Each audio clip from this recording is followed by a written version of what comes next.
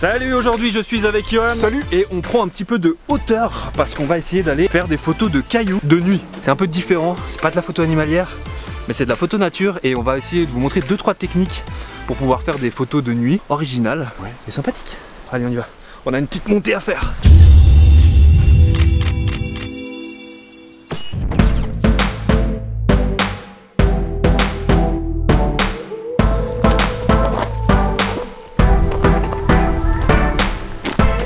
Donc nous sommes ici au Salève.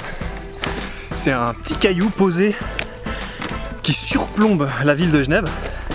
C'est à côté de chez moi. Et je pensais que ça pouvait être cool d'emmener Johan ici. Johan n'est pas du coin.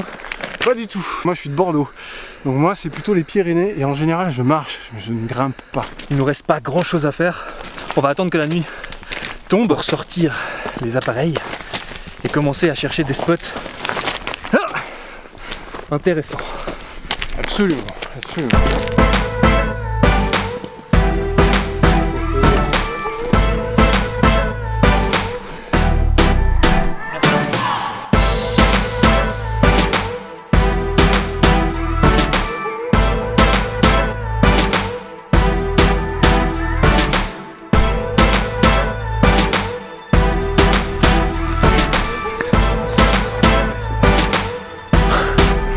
Putain, mais mec, ma zone de confort, elle est là-bas, au loin. Elle m'a abandonné, elle m'a craché à la gueule. Et après,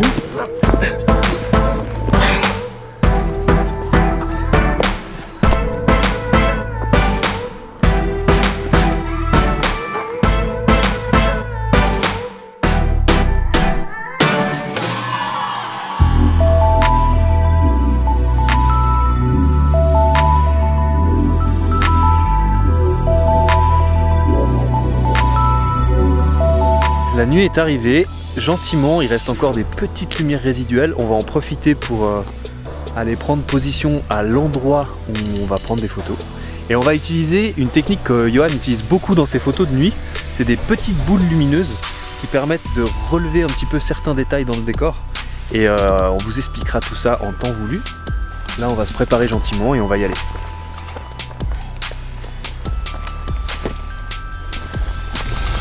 ah, tu vois, ce que moi je vois qui est hyper intéressant, c'est cette pierre en plein milieu là. Parce que là, on peut poster quelqu'un.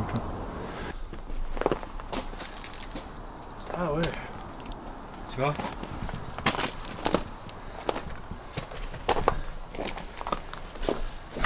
Et voilà, la grotte.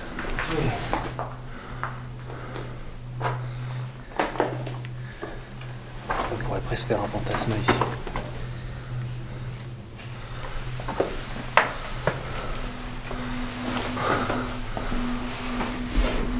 Petite grotte, ça peut être assez cool visuellement au niveau photo. Faut qu'on regarde encore un petit peu comment on peut faire ça. Mais je pense que même, t'as vu avec la sortie, avec le ciel et tout, ça peut être cool. Hein. Ouais.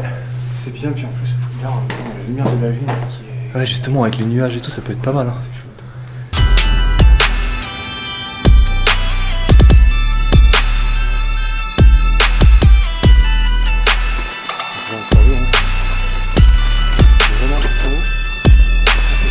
Ce qui est hyper bien avec ces petites boules, c'est que à l'intérieur, c'est des petites LED, comme ça, toutes petites, qu'on met à l'intérieur. Et en fait, ça fait une lumière toute douce, mais vraiment toute douce. On a l'impression sur les photos que ça crache une lumière de fou, mais en fait, ça, c'est parce que c'est la pose longue. Du coup, la lumière s'amplifie, s'amplifie, s'amplifie. Et en fait, c'est vraiment une lumière toute douce. Et ce qui fait que quand on le pose un peu dans la nature ou comme ça, et ben finalement, ça éclaire beaucoup moins qu'une lampe frontale. J'avais un peu peur que ça fasse un peu projecteur, quoi. Mais pas du tout, en fait. C'est tout doux. Bon, on essaie le truc avec la grotte? Ouais, on va essayer un contre-jour, si on peut dire. Juste avec l'entrée de la grotte, une silhouette devant, puis on va voir comment on peut agencer tout ça. C'est parti. Tiens ta boule, relève-la, voilà. Ok, bouge pas. La photo de nuit, c'est pas la plus simple à faire, mais il y a des trucs qui sont de base immuables. Ça va être le trépied. Ça va être d'enlever la stabilisation si on a une stabilisation sur l'objectif ou sur le boîtier. Et ce que je dis souvent, c'est que le meilleur ennemi du photographe de nuit, c'est l'écran. Parce qu'en fait, souvent, on a tendance à regarder son écran, à se dire « ouais, c'est bien, c'est cool, c'est bien exposé ». Et très souvent, quand on arrive chez soi, on s'aperçoit que c'est sous-ex à mort. Donc on va surexposer l'image et là, on va faire du bruit qui est inutile. Bien que je ne cherche pas à tout prix à éliminer le bruit, c'est pas possible. Il faut quand même surtout se fier à l'histogramme. Voir que ce soit pas trop à gauche. Alors, pour ceux qui ne connaîtraient pas l'histogramme, c'est en fait un petit outil qui se trouve à l'intérieur de votre réflexe et qui permet de contrôler l'exposition. Je vous mets une petite vidéo en description qui explique très bien comment ça fonctionne et à quoi ça sert. Et puis après, on fait ce qu'on peut. Mais l'important, c'est qu'on sente que l'image raconte un truc. La finalité, c'est ça. Donc on récapitule les 3 choses principales: le trépied, enlever la stabilisation et se fier à l'histogramme. Quand on pense photo de nuit, et c'est normal, on pense très souvent Voie lactée, étoiles, mais il n'y a pas que ça, il y a tout un tas Enfin, il y a un champ des possibles qui est énorme, que même moi, je ne connais pas en entier. Et là, voilà, c'est une autre manière de mettre en valeur le paysage, quoi.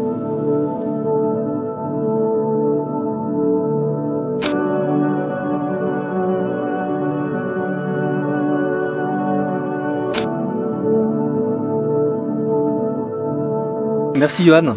Ben, merci à toi. C'était hyper cool. Johan a un compte Instagram, je vais le mettre juste en bas, c'est celui qui s'affiche. Je le mets aussi en description, toutes les infos sont en description. N'hésitez pas à le follow, n'hésitez pas à vous abonner aussi, mettre un j'aime si vous avez bien kiffé la vidéo. Moi je vous dis à très bientôt, prenez soin de vous. Et ciao Johan, à bientôt. Ciao. À plus. À plus mon grand.